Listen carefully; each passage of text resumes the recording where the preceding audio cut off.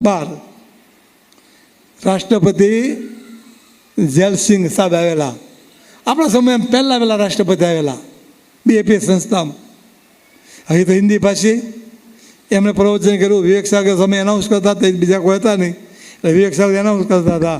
Stage ઉપર 3 જ જણા હતા, બાપા, જેલસિંહ સાહેબ અને વિવેક સાગર સાહેબ. બીજા ડૉક્ટર નીચે કારણ કે પ્રોટોકોલ બધાય. એટલે વિવેક સાગર હિન્દીમાં બધું એનાઉન્સ કરતા હતા. પછી રાષ્ટ્રપતિ સાહેબ બોલે હિન્દીમાં સરસ. પછી બાપાને હોપ્યું માઇક, અને બાપાએ તો હિન્દી આપણે કહ્યું પ્રમુખ સાહેબ હિન્દી તો બાબા હિન્દી હે જ આવે ને રાષ્ટ્રપતિ આવ્યા હે ને ગયા હે ને 15 મિનિટ થાય ગયું, પૂરું થયું બધું.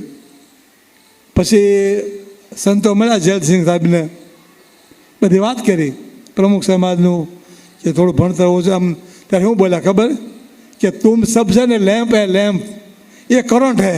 લો કોણ કહી ગયું ને કે પ્રમુખ સ્વામી કરંટ છે, તમે બધા લેમ્પ છો લેમ્પ. હવે લેમ્પ હોય કરંટ હોય શું કરવાનું? ખબર પડી ગઈ કે જેલસિંહને કે આ ભલે ગમે આ પુરુષ જુદા છે. જો તો આ પુરુષ આધ્યાત્મિક માર્ગમાં ખાટી ગયા. રવિશંકર મહારાજ કહેતા કે પ્રમુખ સ્વામી યોગી બાપાએ એટલું બધું આધ્યાત્મિક સુખ ભોગ્યું છે ને કે વર્ણન થઈ શકે એવું નથી. તો આ બે કહેતા એવું રવિશંકર દાદા બે માટે કહેતા. તો આ મોટા મોટા જેટલા થઈ ગયા એ બધાને આ મહત્તાનો ખ્યાલ છે. તો એવા પુરુષ આપણને મળ્યા. આજે મહંત સાહેબ મારે તમે જુઓ તો બોલે છે બહુ ઓછું. જોયું લાંબા લાંબો પ્રવચન કેટલું હોય બાપાનું? 5 મિનિટનું વધીને વધી. અમે આફ્રિકામાં હતા ને તો ઘણી વખત પ્રશ્ન પૂછે પહેલાં આમ 4 લીટીનો, તે ઘણી આમ જ કહી દે આમ પતી ગયું. બોલો ને ના કે હા ના ના, ક્યારેક બોલે તો 2 શબ્દમાં કહી દે પતી ગયું. જો પણ કામ કેવું કર્યું જુઓ. આજ બીએપી સંસ્થામાં જે કામ થઈ રહ્યું છે એ તમે જુઓ કેટલું ઊંડાણ જાય. અને વિશેષ તો આ કે ગઈ શરદ પૂનમે બાપા એક સંકલ્પ કરેલો કે સત્સંગ દીક્ષાના 10,000 નક્કર વિદ્વાનો તૈયાર કરવા, બાળકો તૈયાર કરવા. 10,000 તો કેટલા થયા ખબર? 14,000 થઈ ગયા. અને બીજા હજી 25,000 તો લાઈનમાં છે. તો વિચાર કરો, સત્સંગ દીક્ષા સંસ્કૃતમાં લખેલો ગ્રંથ, અને એ પૂજ્ય ભદ્રેશ સ્વામીએ ગુજરાતીનું સંસ્કૃત કરેલું, એટલે કેટલું અઘરું હોય. તો એ છોકરાઓએ પાકું કર્યું. અને છેલ્લે હદ તો એ થઈ ગઈ કે એક છોકરો સુરતનો, એની ઉંમર 2 વર્ષ ને 3 મહિના છે. એટલે 2.5 વર્ષના છોકરાએ આ સંસ્કૃતમાં સત્સંગ દીક્ષા મોઢે કરી. અને બાપા આ બાપા અંદર બોલે છે નહીં. કાક બાપુએ કીધું યોગી બાપા માટે કે બીજું આવીને કોઈક બોલે બાવાજીમાં, બીજું આવીને કોઈક એમાં, બીજું આવીને કોઈક બોલે આ બાળકોમાં. મહંત સાહેબ આ જ બોલે છે. જો આપણે એક શ્લોક યાદ હતો નથી. એક શ્લોક 315 શ્લોક સિદ્ધાંત કારિકાઓ મોઢે કરવા માંડ્યા છે હવે. 562 શ્લોક. અને અત્યારે તમે જુઓ તો શિક્ષણમાં સંસ્કૃત મરજિયાત થઈ ગયું છે. કમ્પલસરી નથી, કોમન રાખો ન રાખો તો કાંઈ ને એવું થઈ ગયું. પણ બાપાએ સંસ્કૃત ભાષાને જીવંત કરી મહંત સાહેબ મહારાજ. અને કોના દ્વારા કરી?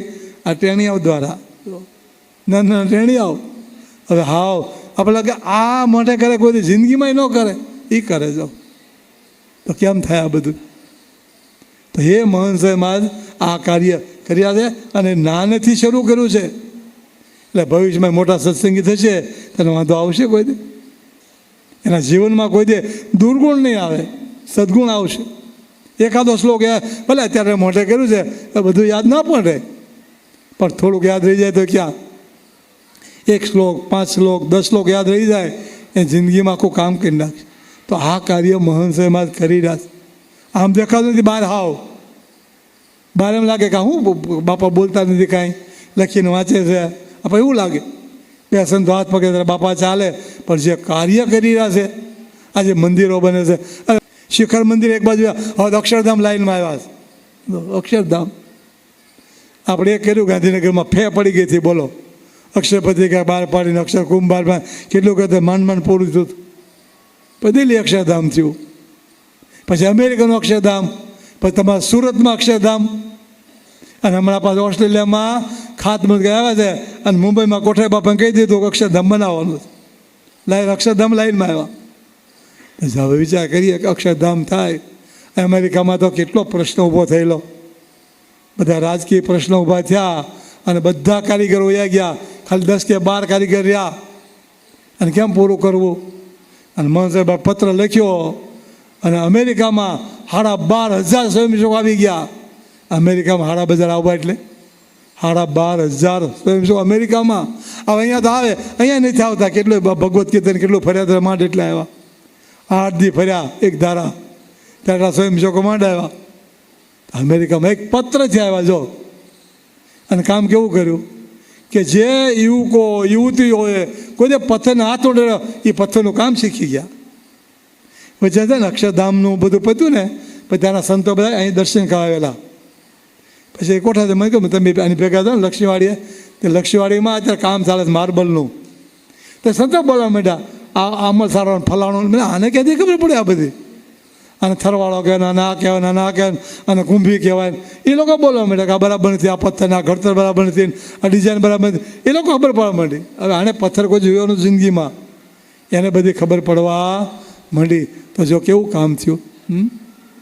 અને બાપાએ શું કીધું કે મારે 23માં અક્ષરધામ કરવું છે, કર્યું કે ન કર્યું? ને આ લોકો શું કહેતા ખબર કે 27માં થાય તો ઘણું. 27માં બાપા 23માં કરવું. અને આ સુરતને જો તારીખ આપી દીધી, સમય આપી દો સુરતને, પૂરું તારીખ પછી આપીશ, પણ લક્ષ આપી દો, થઈ જાય પૂરું. જોજો ભલે ત્યાં આપણા આગળ નહીં થાય, થઈ જાય. તો સમય કે એટલે આપણે બધાય આવા પુરુષ આપણને મળ્યા છે, એને આપણે આશરે બેઠા છીએ. તો ખૂબ મોટા કામમાં આપણે કરીએ છીએ. સામે કે આપણો બહુ મોટા ધનભાગ છે.